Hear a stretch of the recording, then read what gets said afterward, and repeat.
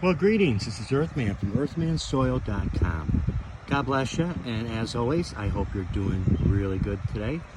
Today's subject is I'm going to prune this tomato plant for success.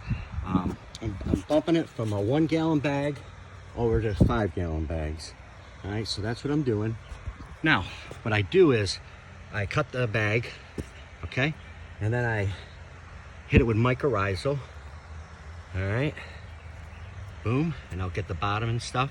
Now what I do is I strip down some of the lower stuff, okay?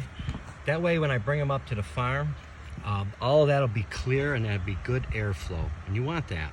Another thing I'm gonna do is I'm gonna see these things right here, the suckers, okay? I'm gonna take those out, boom. That's gone, and that's gone. And then I'm gonna do one more right up here, okay? And that's it. I do the first 3. 1, 2, 3. And so, granted, some of them are smaller than others, but I'll still pull them out, okay? And I'll trim. So that's what I'll do. I'll trim the bottom part for good air circulation, and I'll pull the first 3 suckers out from each node, all right?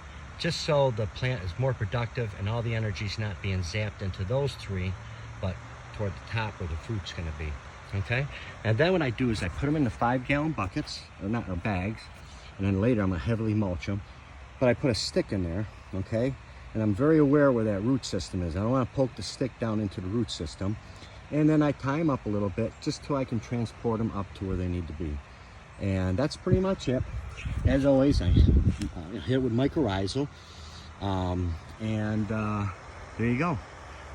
That's how I make productive plants. I think this is a Genovese, but I'm not sure, but it's pretty massive.